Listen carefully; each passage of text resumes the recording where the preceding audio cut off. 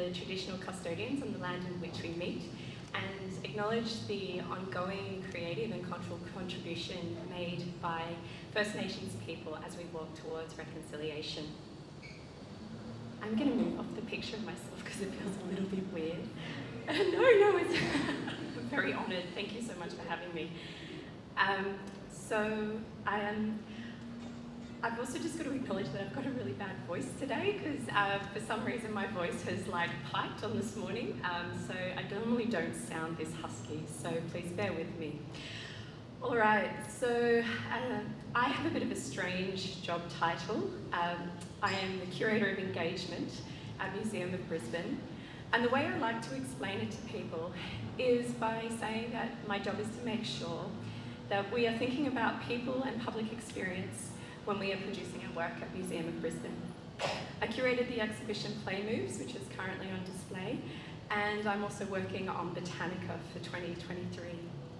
So typically I work within the curatorial team to consult on and design program and exhibition experiences.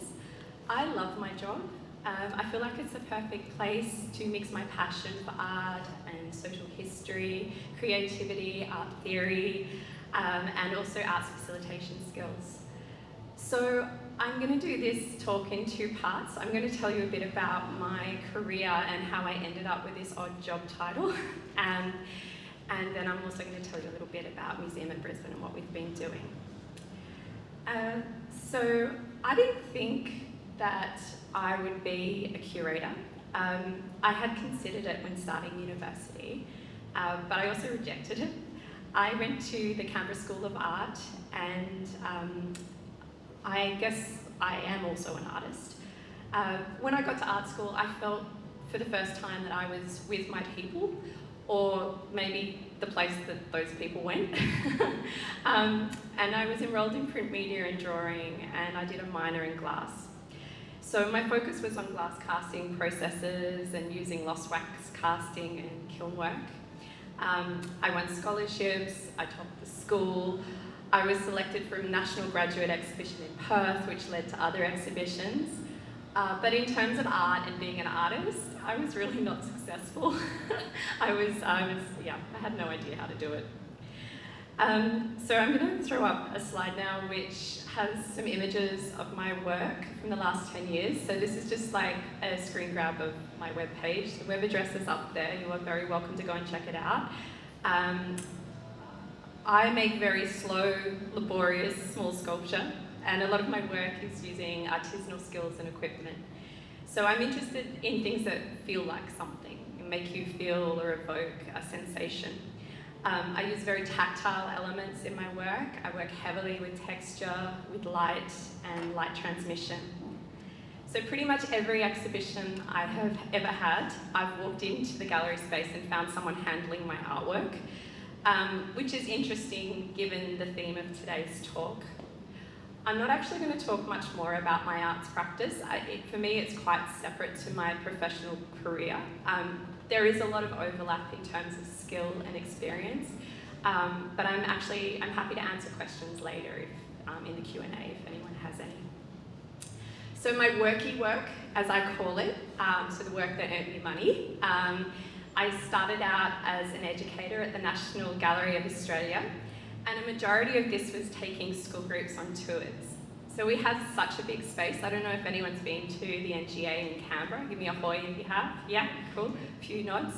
It's a great place to check out. Canberra doesn't have the best reputation, but I can tell you it's a pretty cool city and there's some really fun things to do. So if you get a chance, get down there. So one of the things that was, or the main priority for us in taking a school group through was that they had a positive experience and they left wanting to come back. The method was constructivist discussion.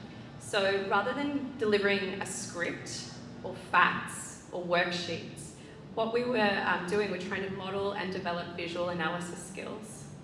But here comes the conundrum.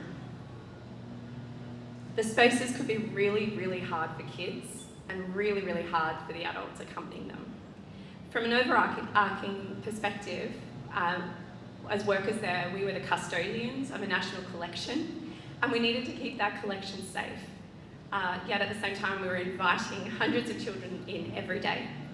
So immediately on entry, we had multi-million-dollar works, you know, a stone's throw from the door. It's actually a really bad analogy. Warhol, Monet, Matisse, Pollock, Kiefer, de Kooning, Rothko, Picasso, totally all just dead white blokes there, sorry. But there was a lot of other really great stuff as well throughout the building. But as you walk in, it's like, wow, okay, this is serious stuff. So on arrival, for children and in school groups, they had the potential to be really intimidated, really overwhelmed. They could be excited or tired. A lot of the kids that came were from Queensland, Victoria, sometimes Western Australia.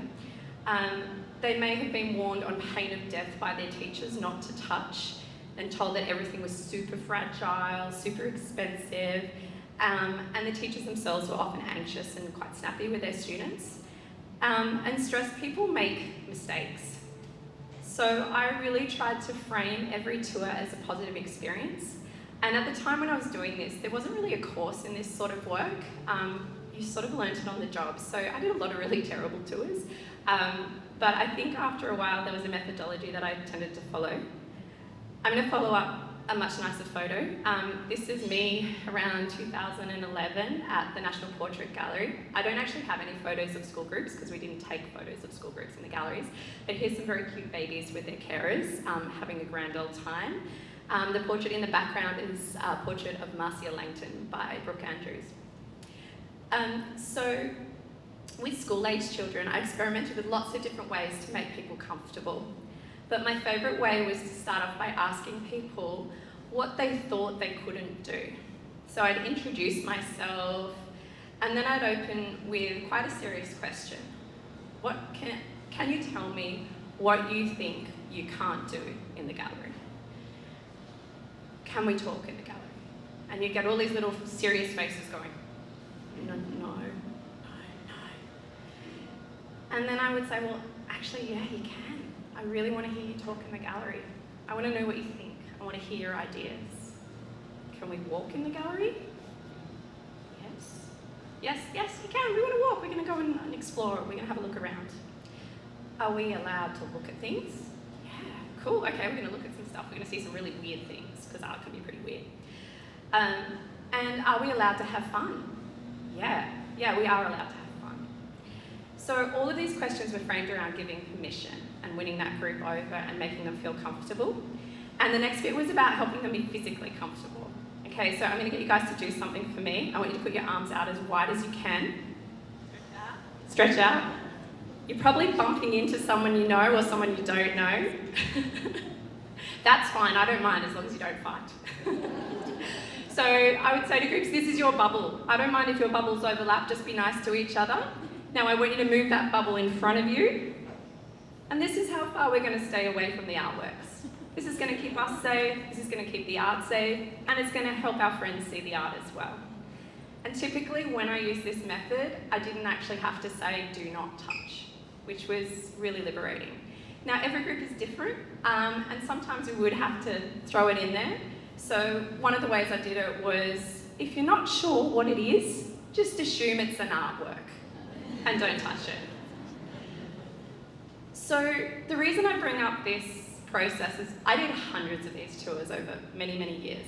And this thinking and this methodology has really informed the curatorial decisions that's gone into the Play Moves exhibition, which is at Museum of Brisbane. I'm going to share that with you later. Yeah, so just sort of keep that one in there, that idea about do not touch. I loved it so much. I learned so much from the kids. We had a full range of visitors. Once I had the kids from the School of the Air, so they'd come in from regional, outback Australia, Northern Territory, all sorts of very remote stations. They'd never seen an escalator before, so that was amazing. Like, they were just, their minds were blown. I think we extended the tour for about an hour and a half because they had such a great time. We had kids from Western Sydney who were so geographically close to Canberra, so geographically close to Sydney, but had never been to a museum or a gallery before. So during this time, I also did my Masters in Museums and Collections, because aside from visual art, I'm also really passionate about the role that museums and galleries play in our society. I saw myself as an advocate for young people in museums, not as future visitors, that was one of the things that irritated me the most when I was working at the National Gallery. You'd have a well-meaning colleague say something like, oh yeah, well we have to do the school tours, the kids, they're our future visitors. And I'd be like, they're our visitors now. They're here now. So we need to remember that, it's not about the future, the children are now, they're here now. All right, so I'm gonna move on to a slightly odd thing. While I love my job, leaving art school was a massive creative crash of confidence for me. I think I had this idea that if I just worked hard enough, if I ducked the art school, I could just make it as an artist. It's so funny now when I think about that. I had no idea how to make that happen. And so as I was discovering this world of art education, my own practice was really crippled by self-doubt. And so out of the blue, I was sort of early career, and a new colleague started emailing me pictures of this insane sport called roller derby. And I found myself declaring, I'm in. And so here we take a little twist. Me and I can see my work colleagues taking photos. Me and my new mate Kate, also known as Bullseye Betty, and also an artist and also an arts educator. A fashion student known as Peachy Keen, a pathologist, Dr. Hell. We all started a roller derby league together in Canberra. Roller derby in the short term was highly detrimental to my finances, to my studio time, to my medical bills, and it destroyed my ACL. But in the long term, roller derby was an absolute gift to my arts career, and it's actually in a sort of weird roundabout way how I ended up moving to Brisbane. So with the oddest mix of artists, tattoo collectors, police detectives, librarians, physiotherapists, lawyers, accountants, publicists, scientists, art curators, First Nations women, PhD candidates, mums, sisters, wives, lovers, different ages, shapes and sizes, we founded a not-for-profit community organisation from absolutely nothing, and we soon gained hundreds of members. We were financially stable, we travelled, we sent a competitive team to the USA. This was woman-powered, grassroots punk culture of the noughties. And because we were in Canberra, we had a little bit of public service spice thrown in, so we got things done. We were really good with spreadsheets. What I was going to tell you was that is actually a reenactment of the Raft of Medusa, which is in the collection of the Louvre. If anyone is an art nerd and can pick up on that reference. And for anyone asking, that's me down the front with long red hair. Bambi Von Smasher here. If anyone follows Derby, she's pretty famous. She's this lady down here. She's also quite high level now in museum management in Canberra. Yeah, there's a whole mix of interesting arts and culture people in there. Roulette Rouge was a powerful alter ego for creativity and community expression. It gave me, or Roulette, a sense of belonging, and it was untethered from institutional recognition or the typical success trajectory. Roulette learned how to nurture fellow teammates. Roulette was fierce. She gave TV and radio interviews. She captained a team. She skated in hot pants. She went to the sin bin. She went to emergency.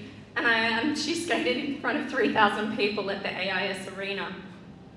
She travelled with her team to Melbourne, Sydney, Adelaide, Wollongong, Geelong, and Moe. That's a regional town in Victoria. Has anyone been? I'm not going to necessarily recommend it. I was there a long time ago, but it has a great skate rink. And then also, I actually came, or Roulette, because it sort of doesn't feel like me anymore. Roulette also came to sunny Brisbane. And that's when I was like, hey, there's something going on here. Community-wise, I had to work with a lot of people, and a lot of people that I loved. You know, some of these people are still my closest friends and have been colleagues in arts work. And I also had to work with a lot of people I didn't like, that I had nothing in common with. I saw the power of community and creativity and passion. So I'm going to jump forward in time to a curveball in 2013, and my life was imploding. I'm not going to go into the gory details, but I had some stuff going on. So I did a total reset. I fell in love, which was pretty nice. I quit my job, my very secure arts job in Canberra, and I moved to Brisbane in late 2014. I started making again as an artist, and I stopped worrying about the timestamp of being an emerging artist. I focused on material experimentation, quiet time, and I was making for myself. So my time in Brisbane has like been, I guess, a bit of a creative renewal. Professionally, it's involved a stint at Ipswich Art Gallery for a few years, at Artisan, Queensland's home of craft and design. I'm just going to have a quick drink of water. No, I'm not. That's all right. Oh, rock star, thank you.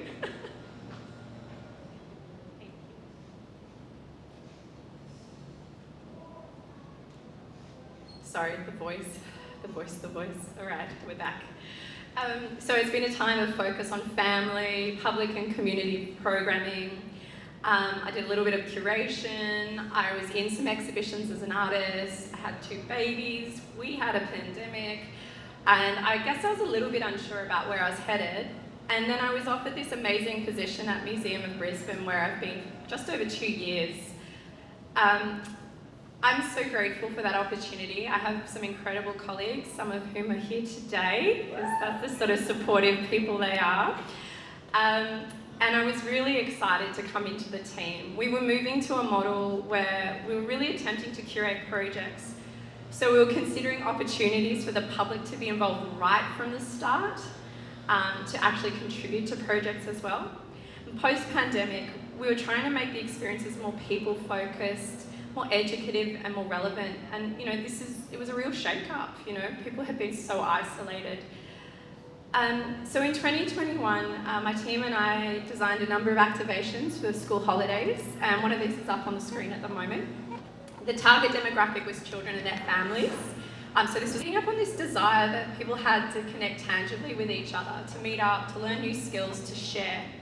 And so we wanted to do a handmade project where people could actually contribute creatively to a museum display.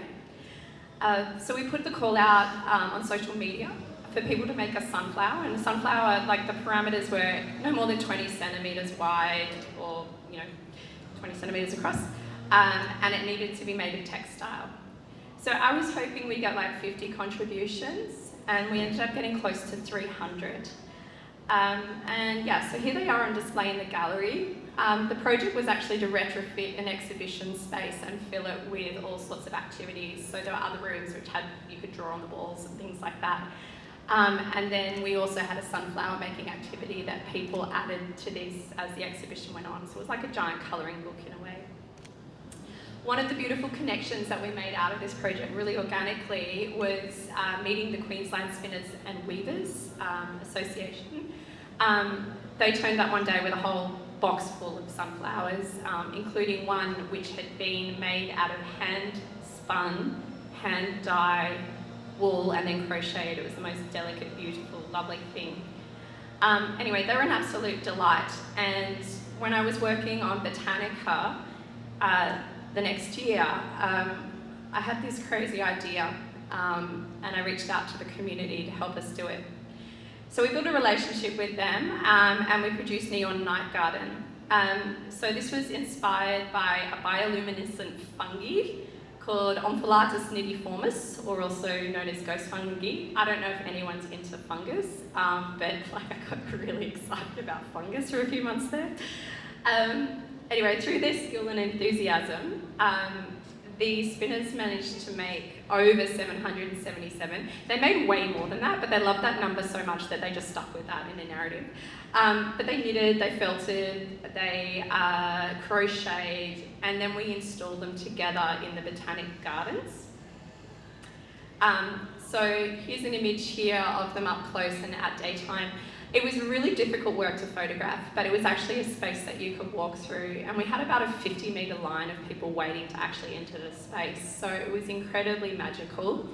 And you can see on the side here the actual detail that has gone into those fungi and the skill of they were also I thought it was pretty funny to be using like neon coloured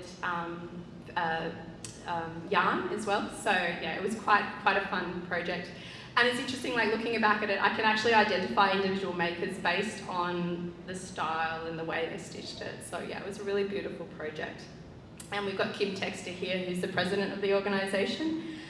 In a sense, this organisation reminded me very much of roller derby, even though it was like handcrafts, because it was volunteer run. It was, it had been established by women. They had mortgaged their houses to buy their hall, which they own in Auchenflower.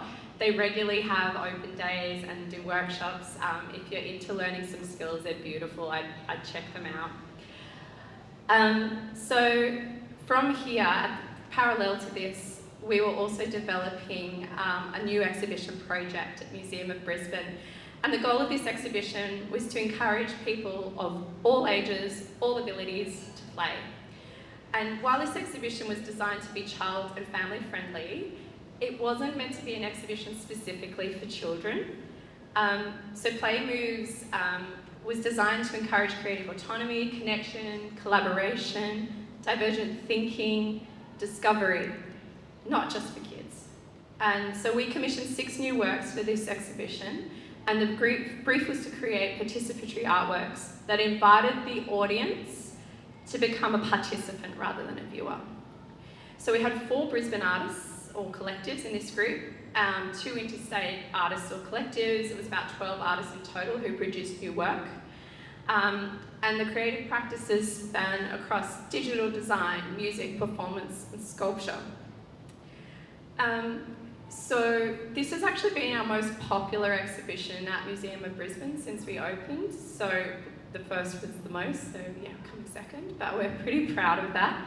It was a really, really difficult exhibition to develop for so many reasons, touch being one of them.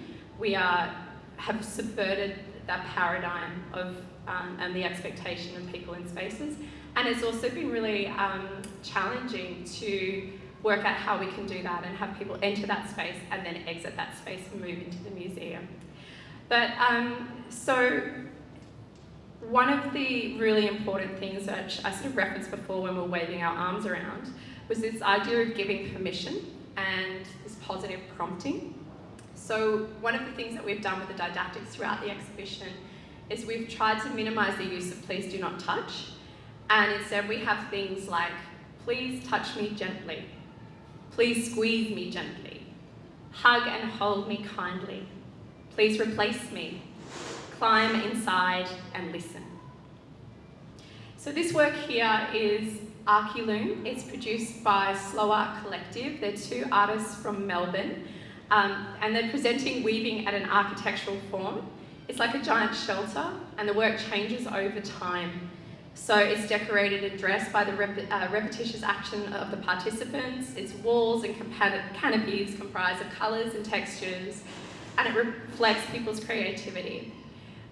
So this work has been realised in a number of different ways at a number of different sites. It's different every time.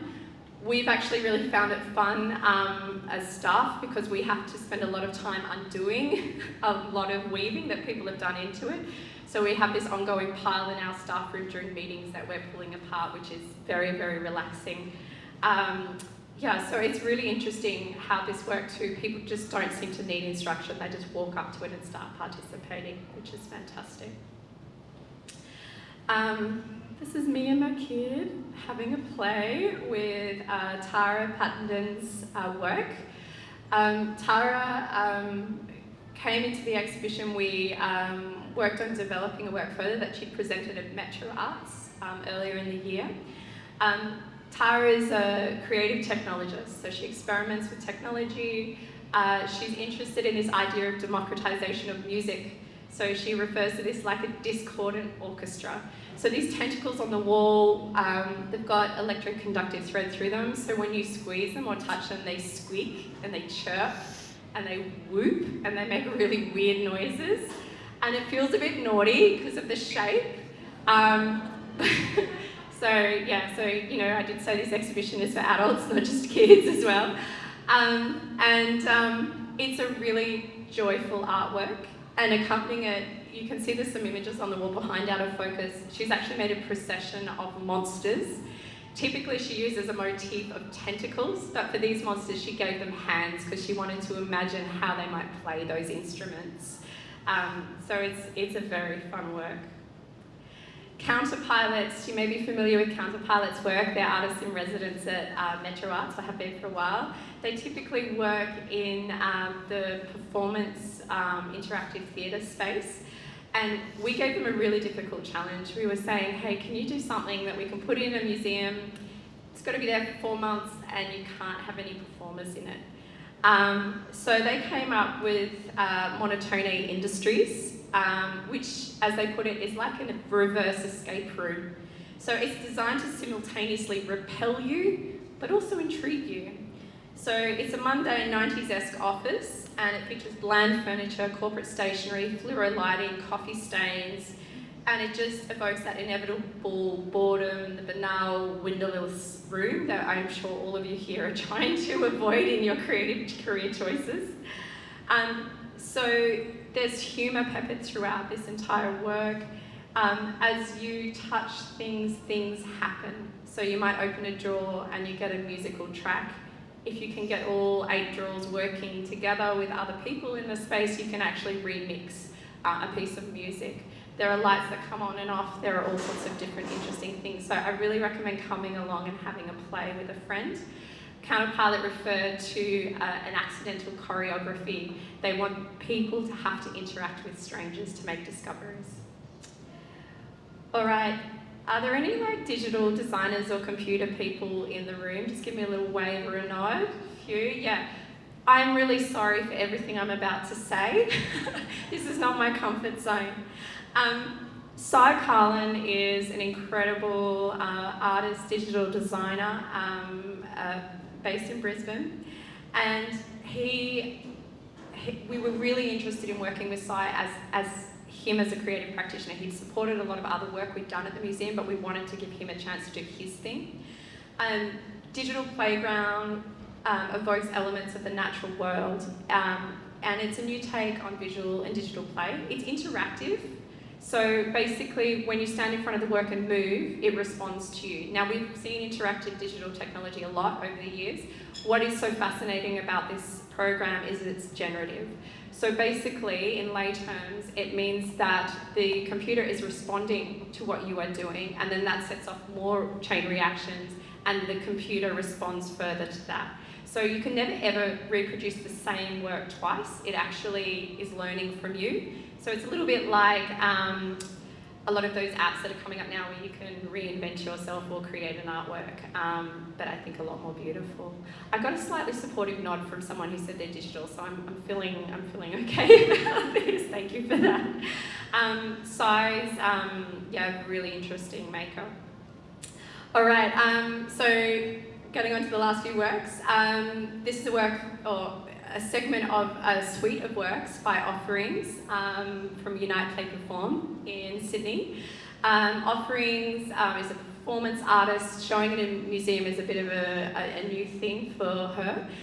This work is based on Jungian archetypes, and she's going to be holding some play shops at the museum. So if you're interested in actually doing what you're meant to do with her work, which is touching, interacting, playing, joining community, exploring yourself and extending yourself, check out our website. There's still places available. It's really fun. We've sort of produced these as temples, so you can actually walk through the space and be saturated by these colour vibes and feelings. Cool. Michelle Vine. Michelle Vine is an installation artist, performance, photo media artist, and Michelle has touch really based at the centre of her practice. She considers it to be one of the neglected senses, and she's created works that are meant to be therapeutically and emotionally connected experiences. So basically, you can come to the museum and climb into a chaise lounge, which we've got here, or a bathtub, put on a fuzzy pair of headphones, and have Michelle's voice whisper the most lovely things to you about how wonderful you are. And it's really beautiful seeing people react to this work. They're having very emotional, lovely responses. Michelle works with proprioception, so that's the system in the body which gives you spatial and sensory feedback. She identifies as autistic, and she works with different neurodiverse communities as well. And so proprioception is often a therapeutic method of working with autistic children, for example. Michelle's practice is really interested in these overlaps between science and medicine and well-being, and it's really fantastic art. All right. Oh, and so on this, in the background you can see a couple of people who are my lovely colleagues, and they're wearing Michelle's wearable hugs. So these are sculptures that you can actually put on and wear around the exhibition. They hug you, they enfold you, there's a bit of weight in them, they feel really lovely. And this, I believe, was just something that happened organically. Simone and Annie are just having a little bit of a play, and this is exactly what this exhibition is meant to do. It's meant to spark joy, it's meant to involve you. Now, speaking of Simone, can you give us a wave, please? Simone is here today, and she's part of the team that's put together the little activity packs that we have on the table.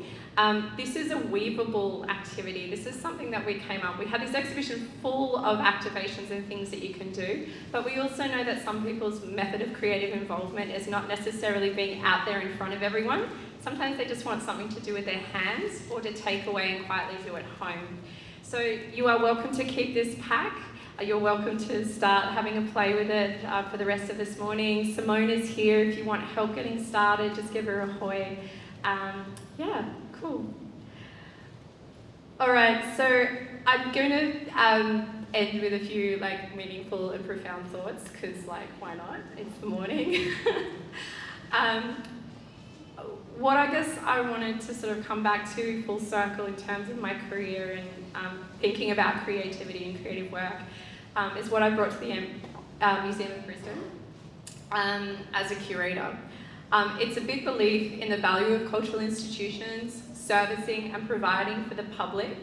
I love art, I love conceptual art, I love deep thinking about art, but I've always wanted artistic opportunities and expression to be welcome and valued at all levels and accessible to everyone. I really want people to feel empowered in museums and understand, particularly with public collections and public exhibitions, that this art is their art too. So that people feel empowered to know what they like or what they dislike, just like we have opinions about music.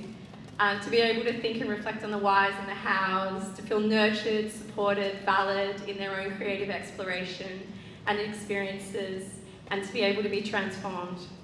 Because ultimately for me, what creativity is the opportunity to be touched and to be moved.